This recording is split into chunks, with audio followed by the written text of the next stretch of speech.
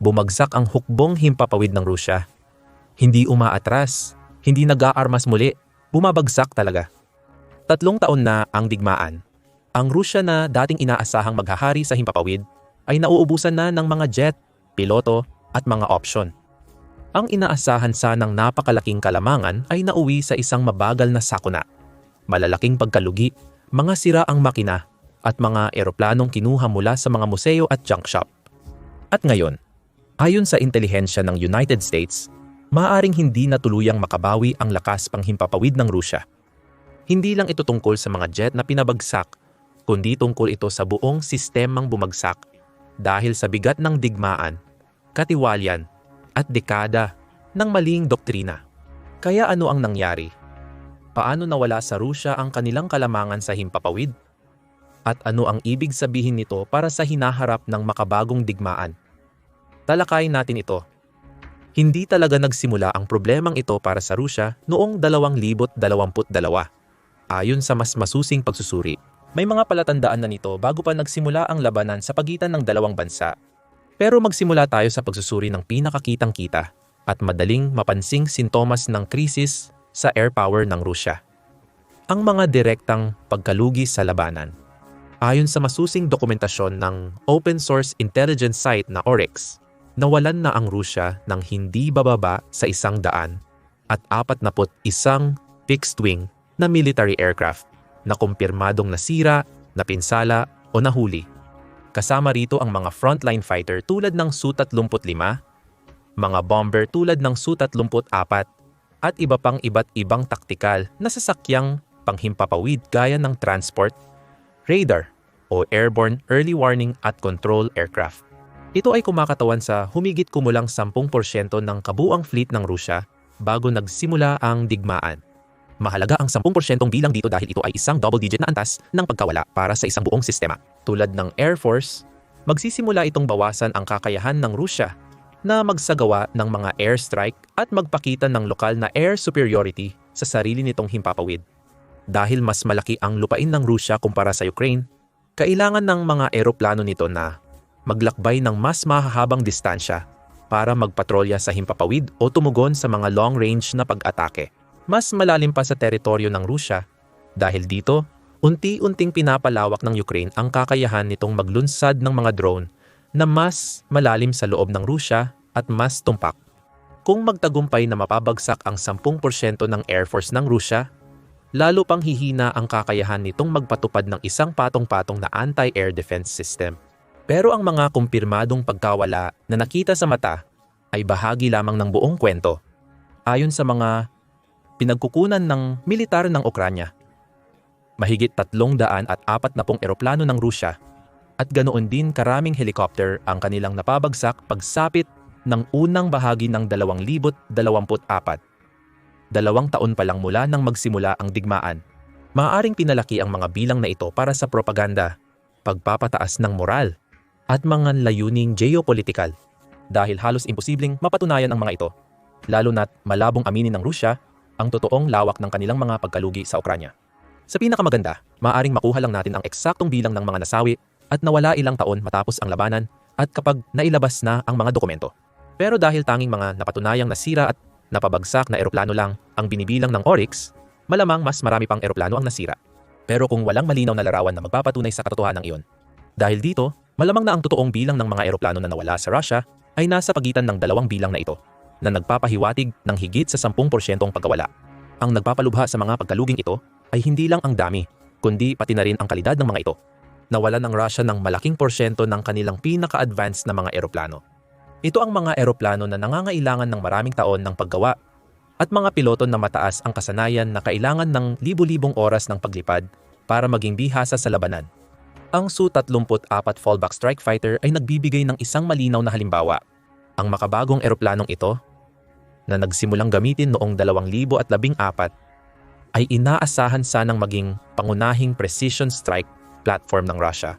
Sa tinatayang halaga ng bawat isa na 36 na milyon at produksyon na 6 lang na eroplano kada taon, nawala na ng Russia ang hindi bababa sa 37 na kumpirmadong Su-34 Kung kayang maglabas ng Russia ng kasing dami ng mga eroplanong ito gaya ng nawawala nila, wala sanang tunay na problema rito.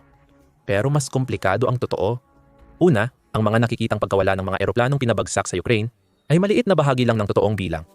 Sa likod ng mga pangyayari, ang natitirang fleet ng mga eroplano ng Russia ay mabilis na nasisira dahil sa tinatawag ng mga military analysts na imputed losses. Ito ay ang pinagsama-samang epekto ng sobrang paggamit, kulang sa tamang pagmintina at kakulangan sa mga piyesa. Ayon sa pagsusuri ng RAND Corporation noong huling bahagi ng 2023, ang mga combat aircraft ng Russia ay lumilipad ng 3 hanggang 4 na beses na mas madalas kaysa sa kanilang itinakdang taunang flight hours sa buong digmaan. Nanggagaling ito sa katotohanang ginagamit ng Russia ang mga ito para maglunsad ng glide bombs na tatalakayin natin mamaya. At mula rin sa katotohanang ang mga paliparan ng Russia ay mas malayo sa frontline kumpara sa mga paliparan ng Ukraine. Ang mas madalas na paggamit ng mga eroplanong ito ay salungat sa tradisyonal na doktrina ng aerial warfare. Ibig sabihin, ang mga modernong fighter jet ay dinisenyo para sa particular na operational tempos, oras ng paglipad kada taon, na may mga schedule ng maintenance na nakabase sa inaasahang pattern ng paggamit. Kapag lumampas sa mga limitasyong ito, mas malaki ang posibilidad na makaranas ng malalalang pagkasira ang eroplano sa ilang sistema na nagiging dahilan para maging malaking panganib ito sa mas malawak na saklaw ng labanan.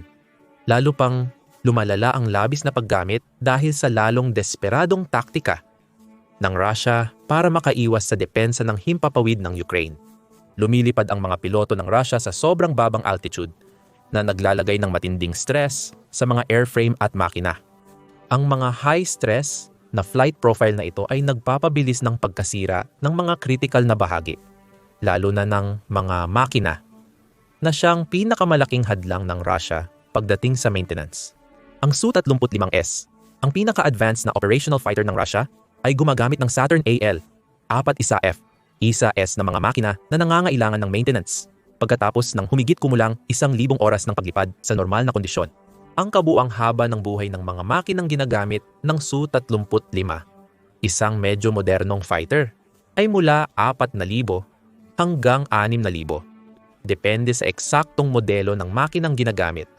Gayunpaman, 1,000 oras ang karaniwang tinatanggap na oras kung kailan kailangang muling suriin ng buo ang makina na maaaring magpatigil sa eroplano ng ilang linggo. Gayunpaman, ang mga kondisyon ng operasyon na iyon ay nagpapalagay ng halos perpektong kapaligiran sa paglipad at mga operasyon na malayo sa nangyayari sa Ukraine. Sa halip, kailangang mag-surface skim ng mga eroplanong Ruso upang makaiwas sa long-range radar. Paulit-ulit nilang ginagamit ang kanilang afterburners upang makamit ang mataas na bilis para makaiwas sa mga kontramekanismo ng Ukraine. Umiwas sa himpapawid ng Ukraine ng buo kapag nagde-deploy ng mga sandatang may katamtamang abot. Ang paglipad ng malapit sa lupa ay nagdudulot ng mas maraming init at nagpapahintulot sa eroplano na makasagap ng mas maraming debris na napatunayang nagpapababa ng haba ng buhay ng sasakyan. Halimbawa, ang F-16 na lumilipad sa Syria ay nabawasan ng 20% ang kanilang haba ng buhay dahil sa pagsagap ng buhangin tuwing take-off sa disyerto. Malamang na may katulad na nangyayari sa mga eroplanong Ruso kahit na mas maliit ang saklaw nito. At kahit na ang isang eroplano ay masira at makabalik pa rin, maaaring biglang magbago ang radar cross-section nito dahil sa nasirang stealth, coating, o deflecting pattern. Dahil dito, mas malamang na matukoy ng radar ang isang eroplano. Nalubos na nagpapataas ng panganib na ito ay maatake.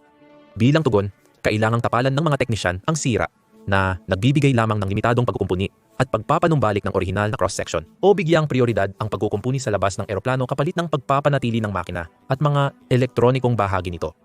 Bukod pa rito, ang mahabang buhay ng makina ay para lamang sa mga pinakabagong modelo. Ang Su-34, halimbawa, ay may mas lumang bersyon ng Saturn AL-31F na makina na may tinatayang habang buhay na 1,500 oras lamang at ginagamit na ng higit sa 1 dekada. Ang bansa ay kasalukuyan pa ring nagmomodernisa ng kanilang mga eroplano kung saan kalahati ng mga eroplanong ginagamit sa Ukraine ay mga natira pa mula sa Unyong Sobyet.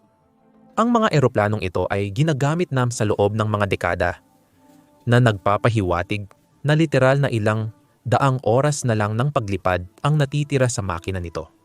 Ayon sa pagsusuri ng RAND sa lahat ng eroplanong pandigma ng Russia, tinatayang lumilipad ang kanilang Air Force sa humigit kumulang 75% ng lakas nito bago ang digmaan.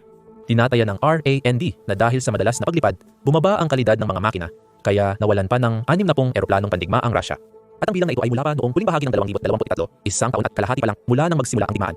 Ayon sa isang Polish na military news website noong 2024, tinatayang nasa 45% ng mga jet ng Russia ay malapit nang maubos ang kanilang buhay at kakailanganin ng alisin sa serbisyo sa mga darating na taon, kung saan 60 jet ang malamang na kailangang alisin sa serbisyo sa 2024 pa lang.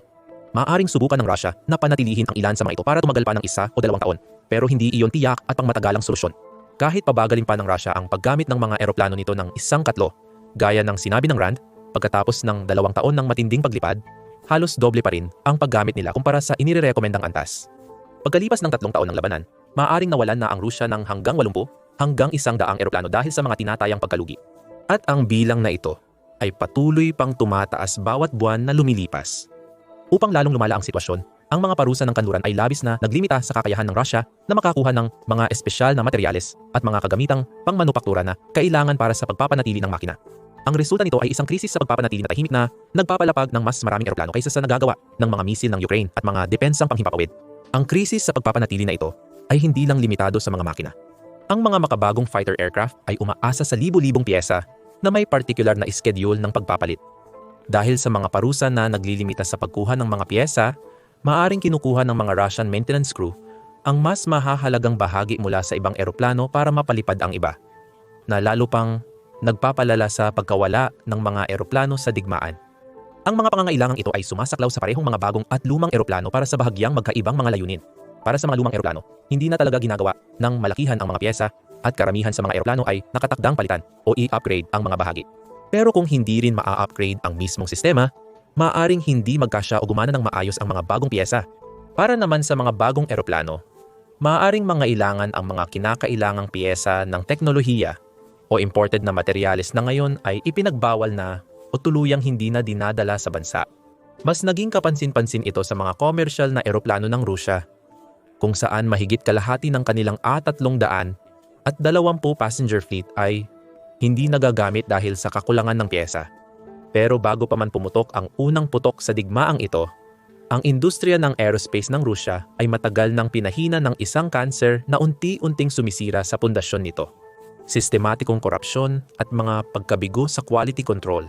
Noong Hulyo 2024, lumabas ang isang nakakagulat na ulat na napilitan ang Rusya na alisin sa serbisyo ang 5 sa 18 nitong Ilyushin, 76 MD-siyam na pua na eroplano matapos matuklasan na may mga substandard na piyesa ang mga ito. Ayon sa Kommersant, ang state media outlet ng Rusya, natuklasan sa mga inspeksyon na may mga kritikal na bahagi na hindi pumasa sa pangunahing mga pamantayan, kabilang ang mga piyesang gawa sa mababang kalidad ng materyales na maaaring magdulot ng malalang pagkasira. Hindi ito isang hiwalay na insidente. Noong Mayo 2025, inilathala ng Kommersant ang mga detalye ng isang investigasyon ng gobyerno tungkol sa paggawa ng eroplano na natuklasan laganap ang pandaraya sa iba't ibang pasilidad ng produksyon. Inilarawan sa ulat ang mga modus kung saan ang mga kontratista ay gumagamit ng mababang kalidad ng materyales ngunit naniningil para sa mga premium na piyesa at ang mga kickback ay ipinapamahagi sa buong supply chain. Ang korupsyon ay umaabot pa sa labas ng mga materyales lamang. Ang mga elektronikong sistema, lalo na ang radar at avionics, na nagbibigay ng kalamangan sa labanan ng mga modernong fighter, ay nagpakita ng nakakabahalang antas ng pagkasira. Iniulat ng intelihensya ng Ukraine na may mga eroplanong pandigmaan ng Russia na may nakakabit na komersyal na Global Positioning System sa dashboard bilang karagdagang pinagmumulan ng nabigasyon na nagpapahiwatig na alam ng mga piloto ang kanilang paglipad, mga makinang humihiram ng oras. Ang mga pagkabigong ito sa quality control ay hindi lang basta mga hiwalay na insidente. Sila ay mga sintomas ng isang military-industrial complex na inuuna ang pandarambong at suhol kaysa sa pagiging epektibo sa labanan. Ang resulta ay isang Air Force na may mga eroplanong kahanga-hanga sa papel, pero may malalaking problema sa pagiging maaasahan. Iyon ang maaaring magpaliwanag kung bakit nabigo ang Russia na makamit ang mga layunin nito sa Ukraine ng matagal. Pero ang krisis ng air power ng Russia ay hindi lang tungkol sa mga pagkabigo ng kagamitan. Ngunit dahil din sa isang doktrinang may pangunahing pagkakamali na nag-iwan sa mga piloto na hindi handa para sa mga hamon na kinakaharap nila ngayon. Para maintindihan ang pagkabigong ito sa doktrina, kailangan nating suriin kung paano dinisenyo ang Russian Air Force para lumaban kumpara sa digmaan na aktwal nilang nilalabanan. Ang doktrina ng Russian Aerospace ay umunlad pangunahin sa paligid ng isang depensibong konsepto na nagpoprotekta sa himpapawid ng Russia laban sa mga paglusob ng NATO. Ito ay nagresulta sa isang napakasentralisadong estruktura ng pamumuno kung saan ang mga ground-based na taga-kontrol ang nagdidirekta sa mga eroplano para salubungin ang mga banta o magsimula ng mga opensibang misyon. Ang mga piloto ng Russia ay sinanay na sundin ang mga tiyak na tagubilin sa halip na gumamit ng sariling taktikal na paghusga. Ang sentralisadong pamamaraang ito ay may saysay sa isang depensibong sitwasyon kung saan kayang tukuyin ng mga ground radar network ang mga paparating na banta at gabayan, ang mga interceptor ayon dito. Ngunit napatunayan na itong lubhang hindi angkop para sa mga opensibong operasyon sa teritoryo ng kalaban, kung saan kailangang gumawa ng mabilisang desisyon ng mga piloto nang walang tuloy-tuloy na gabay mula sa lupa. Ayon sa isang pag-aaral na inilathala ng Air University, ang institusyong pang-akademiko ng United States Air Force, ang taktikal na abyasyon ng Rusya ay hindi kailanman na-integrate ng maayos sa iba pang sangay ng labanan sa paraang magpapahintulot ng epektibong close air support o mga misyon ng interdiction sa labanan. Sa halip, ang mga ehersisyong militar ng Rusya ay nakatuon sa mga nakatakdang senaryo na bihirang sumasalamin sa kalituhan ng digmaan na naranasan sa Ukraine. Ang pagbagsak na ito sa doktrina ay agad na naging malinaw sa mga unang araw ng digmaan. Ang mga piloto ng Rusya na sanay na gumagalaw sa ilalim ng palagiang kontrol mula sa lupa ay nahanap ang kanilang sarili na hindi makapag-ugnayan ng epektibo sa mga puwersa sa lupa o makapag-angkop sa mabilis na nagbabagong kalagayan sa labanan. Ang naging resulta ay ang mga piloto ay lumilipad sa mga madaling hulaan na galaw na naging dahilan upang sila ay maging madaling tamaan ng depensa sa himpapawid ng Ukraine. Bukod pa rito, kulang sa oras ng pagsasanay ang mga piloto ng Rusya na kinakailangan upang maabot ang kasanayan para sa mga komplikadong operasyon sa labanan. Habang ang mga piloto ng NATO ay karaniwang nakakabuo ng 180 hanggang 200 at 40 oras ng paglipad kada taon, ang kanilang mga katapat na Ruso ay karaniwang tumatanggap ng mas mababa pa sa kalahati ng bilang na iyon. Ang kakulangan sa pagsasanay na ito ay nangangahulugan na kulang ang mga piloto ng Rusya sa muscle memory at likas na reaksyon na kailangan sa mga sitwasyong mataas ang tensyon sa labanan. Lalong lumala ang sitwasyon dahil nawalan na ng mga veteranong piloto at ang mga kapalit ay minadali sa pinaikling mga programa ng pagsasanay. Ayon sa mga ulat ng intelihensya ng Ukranya, pinaikli ng Rusya ang kanilang programa sa pagsasanay ng mga piloto ng fighter jet mula 5 taon hanggang wala pang 2, na may malaking bawas sa aktwal na oras ng paglipad, na lalo pang nagpapababa sa kalidad ng mga piloto. Dahil sa dumaraming pagkalugi at mga problema sa pagpapanatili, napilitan ang Rusya na baguhin ang kanilang pamamaraan na may halo-halong resulta. Ang pinakamahalagang pagbabago ay ang malawakang paggamit ng glide bombs bilang pangunahing sandata ng Rusya mula sa himpapawid patungo sa lupa. Ang mga ito ay mga simpleng bala na karaniwang bomba lang na nilagyan ng mga pakpak at simpleng gabay na nagpapahintulot sa mga eroplanong Ruso na magsagawa ng pag-atake mula sa labas ng abot ng karamihan sa depensa ng himpapawid ng Ukranya. Noong Agosto pa lang, 2023, naging pangunahing sandata ng Rusya ang glide bombs na ginagamit araw-araw sa dosenang bilang sa mga harapan ng labanan sa pamamagitan ng pananatili sa mataas na altitude at humigit kumulang 30 hanggang 50 milya mula sa mga posisyon ng Ukranya. Maaaring pakawalan ng mga eroplanong Ruso ang mga sandatang ito na may kaunting panganib na maharang. Ang paraang ito ay nagpapalit ng katumpakan para sa kaligtasan ng mga eroplano, habang ang mga makabagong sandata na may precision guidance ay kayang tumama sa loob ng ilang metro mula sa kanilang mga target. Karaniwan, ang mga glide bomb ay may circular error probability na sinusukat sa dosenang o kahit daan-daang metro. Dahil sa kakulangan ng katumpakan, napilitan ang Rusya na bumawi sa dami, nagbabagsak ng maraming bomba sa isang target upang matiyak ang pagkawasak.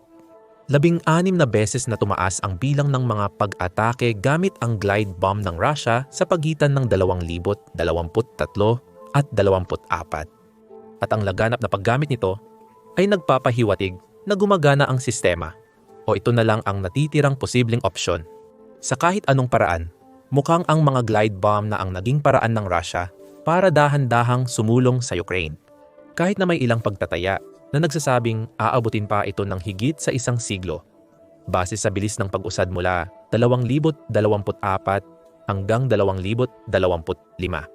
Nagsimula na ring ibalik ng Rusya sa serbisyo ang mga lumang eroplano, kabilang ang Sukhoi 24 na mga bomber at Mikoyan Gurevich, 29 na mga fighter na matagal nang nakaimbak.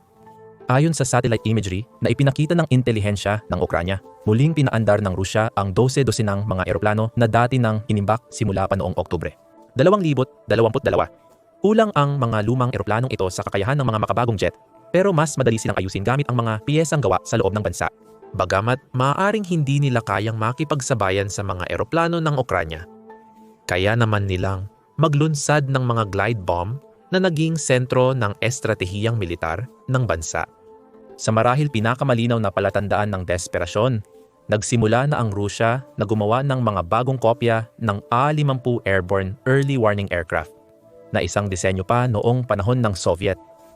Bagamat lipas na sa teknolohiya kumpara sa mga makabagong Airborne Warning and Control System platform, ang A-50 ay kayang gawin ng buo gamit ang mga lokal na piyesa, kaya hindi ito apektado ng mga parusa ng kanluran.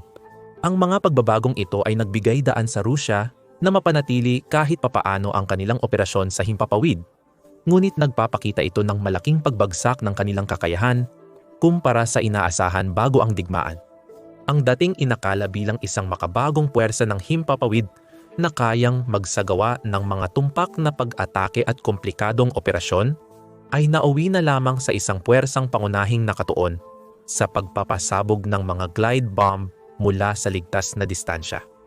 Hindi ito ang tinatawag na surgical precision at dominasyon sa himpapawid na ipinahiwatig ng mga pagsusuri ng militar bago ang digmaan. Mahalagang tandaan na kinakaharap din ng Ukraine ang mga katulad na hamon, bagamat sa ibang antas at may ibang mga dahilan. Ang Air Force ng Ukraine bago ang digmaan ay mas maliit pa kaysa sa Russia at nakaranas na rin ng mga pagkalugi sa buong labanan. Bagamat bihirang maglabas ng eksaktong bilang ang mga opisyal ng Ukraine, tinataya ng mga independenteng analyst na nawalan na ang Ukraine ng hindi bababa sa 70 combat aircraft mula Pebrero 2022. Hindi tulad ng Russia, nakatanggap ang Ukraine ng mga Western na eroplano upang palakasin ang kanilang kakayahan, kabilang na ang F-16, mga fighter mula sa mga bansang NATO. Gayunpaman, may malalaking limitasyon ang mga donasyong ito, na natiling maliit ang bilang kumpara sa pangangailangan sa panahon ng digmaan. Nakatanggap ang Ukraine ng humigit kumulang 80 F-16, pati na rin 6 lang na French Mirage 2000 S at may isa pang 12 na inaasahang darating bago matapos ang taong 2025. Mas mababa ito sa 100 kabuuang eroplano. Bukod pa rito, ang pagsasanay sa mga Ukrainian na piloto para mahusay na mapatakbo ang mga komplikadong platapormang ito ay nangangailangan ng mahabang panahon, dahil ang ganap na kasanayan sa labanan ay nangangailangan ng mga taon, hindi lang mga buwan na ginugugol ng mga Ukrainian na piloto. Nahaharap din ang Ukraine sa hamon ng pagpapanatili ng mga komplikadong Western na eroplano sa gitna ng kalagayan ng digmaan. Naalala mo ba yung pag-aaral tungkol sa F-16 na nagkakaroon ng pinaikling buhay dahil sa matitinding kondisyon? Sa totoo lang, maaari itong direktang makaapekto sa mga jet ng Ukraine dahil papalapit na talaga sila sa decommission mula sa kanilang pinagmulan na bansa, kahit bago pa sila gamitin sa araw-araw na misyon sa Ukraine. Katulad ng kanilang mga Russian na katapat, ang mga piloto ng Ukraine ay lumilipad ng mas maraming oras kaysa sa kayat ng katawan, na nagdudulot ng mas mabilis na pagkasira ng mga eroplano at ng mga tripulante. Ang pressure na magsagawa ng mga opensibong operasyon, lalo na para suportahan ang mga puwersang panlupa sa mga lugar na pinagtatalunan, ay nagtutulak sa mga eroplano ng Ukraine na mag-operate sa mga mapanganib na lugar na nagdudulot ng mas mataas na mechanical na stress at panganib sa labanan.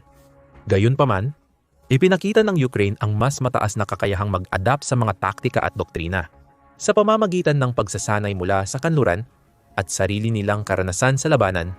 Nakabuo ang mga piloto ng Ukraine ng epektibong mga teknik sa mababang altitude at malikhaing mga paraan sa makabagong pakikidigma. Dahil dito, nakalikha ang Ukraine ng mga lugar na may lokal na kalamangan sa himpapawid na nagbigay daan sa kanila na salakayin ang teritoryo ng Russia hindi lang isang beses, kundi hindi bababa sa 2 beses sa panahon ng digmaan. Higit pa sa agarang epekto sa larangan ng labanan, ang mga pagkabigo ng Rusya sa lakas ng himpapawid ay nagbubukas ng malalalim na katanungan tungkol sa hinaharap ng labanan sa himpapawid sa panahon ng mga makabagong depensa sa ere. Sa loob ng mga dekada, binigyang diin ng mga teorista ng lakas ng himpapawid ang mahalagang papel ng kalamangan sa ere sa makabagong digmaan. Ang karanasan ng Estados Unidos sa mga labanan mula Desert Storm hanggang Afghanistan ay tila nagpatibay sa pananaw na ito, kung saan ang pagkontrol sa himpapawid ay nagsilbing pangunahing kailangan para sa mga operasyong panlupa. Gayunpaman, ipinakita ng digmaan sa Ukraine na ang masinsin at patong-patong na mga network ng depensa sa himpapawid ay maaaring epektibong mapawalang bisa kahit ang mas maraming bilang ng mga puwersa ng himpapawid. Ang kombinasyon ng mga long-range na sistema gaya ng S-300 at S-4 na RANs, ang mga medium-range na mobile platform gaya ng BAC-M, ISA-S, at mga short-range na mano-manong nadadala na sistema ay bumubuo ng magkakaugnay na depensibong network na nagpapamahal ng husto sa tradisyonal na mga operasyon sa himpapawid. Ang realidad na ito ay hinahamon ang mga pangunahing palagay tungkol sa mga operasyong militar na naging gabay ng doktrinang kanluranin mula noong matapos ang Cold War. Ang Pentagon ay nasanay na sa pagpapatakbo sa mga lugar kung saan ang kataas-taasang kapangyarihan sa himpapawid ay sigurado na, imbes na araw-araw na pakikibaka laban sa mahuhusay na kalaban. Mahalagang tandaan na kahit noong halos makamit ng Estados Unidos ang lubos na kataas-taasang kapangyarihan sa himpapawid noong War on Terror, hindi ito nagresulta sa estratehikong tagumpay. Ang mga eroplanong Amerikano ay malayang makakatira ng mga target saan man sa Afghanistan at Iraq. Ngunit ang pagkontrol sa himpapawid ay hindi automatikong nagdulot ng pagkontrol sa lupa o pagkamit ng mga layuning pampulitika. Ang mga aral para sa mga makabagong militar ay malamang na pag-aralan pa sa mga darating na dekada. Siyempre, ang mga tradisyonal na sukatan ng lakas ng himpapawid, laki ng fleet, kasopistikaduhan ng mga eroplano, oras ng pagsasanay ng mga piloto, budget, at pamumuhunan ay nananatiling mahalaga. Gayunpaman, hindi nito lubos na sa ipinapakita ang buong larawan kapag humarap sa mga kalabang may matitibay at maraming patong ng depensa.